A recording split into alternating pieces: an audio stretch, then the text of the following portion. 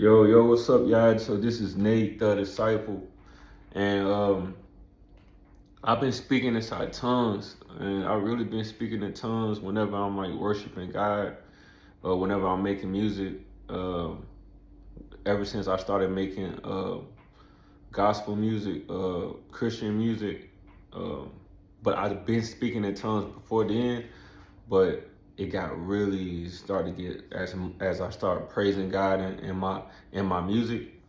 Um, that's why this album is another reason why this album I'm naming it Spirit of King David, because I could just connect with King David and King Solomon so much. It's like unbelievable. So so let's talk about this scripture from Paul. Let me see.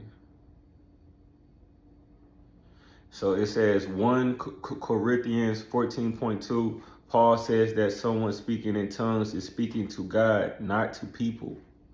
So I just spoke in tongues, like singing one of my songs, and then it was so strong, bro.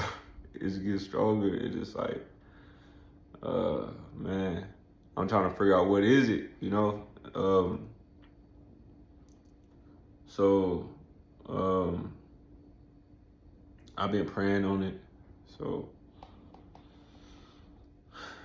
I'm trying to figure out what it is. So I had looked it up, and it says that Paul's saying whenever you're speaking in tongues, you're speaking to God and not people.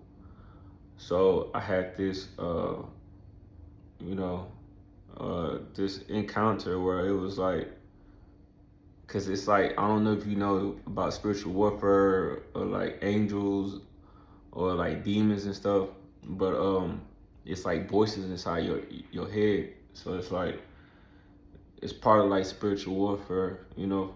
And when I spoke in tongues not too long ago, yesterday, uh like something one of the I gotta be an angel. You gotta be an angel, and he was telling me what the spirit was saying, and I was like, man, like I'm scared, bro, because I fear God, bro. I don't think y'all understand. Yeah, like, bro, I fear God, bro. Like, the only reason I haven't made no music is because I'm scared, bro, for real. Like, and I made music, but I haven't made, like, I would have been done with the album by now, bro. Trust me. It's just like, it's me learning the spiritual world, bro. It's different, bro. It's scary, but it's God, because you gotta know, when you worshiping God, to worship God, you gotta worship God inside spirit and truth. So God is a spirit, and when you worship God, you gotta worship God in spirit and in truth. And so if you gotta worship God in spirit and in truth, and whenever you speak in tongues, you speaking to God, so it's all spiritual. Now, a lot of people say, um, somebody gotta interpret it, like somebody gotta be there to like tell you, like a human gotta be there to tell you, like what did that when you speaking in tongues, what did you say? But it tells you right here that it's a 1 Corinthians 14:2. Paul says that someone speaking in tongues is speaking to God, not to people. It's a spirit. It's spiritual. It's not nobody in this world can tell you that, even though people are spirits, right? um but I don't think they can, like, it's that's why. What do y'all think, man? Because um and I have yet to see this happen in like real life.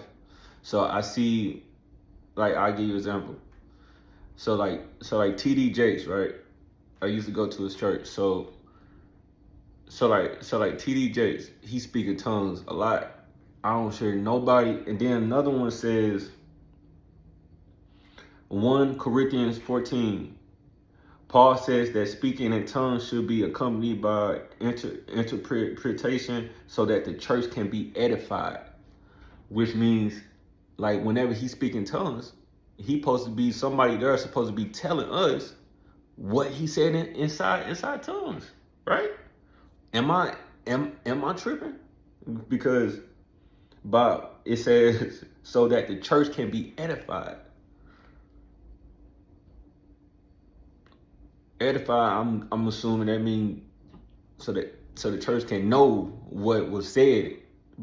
If you're speaking to God, you know what I'm saying? It's important for us to know. So I've been trying to figure this out, man. And oh man. And I prayed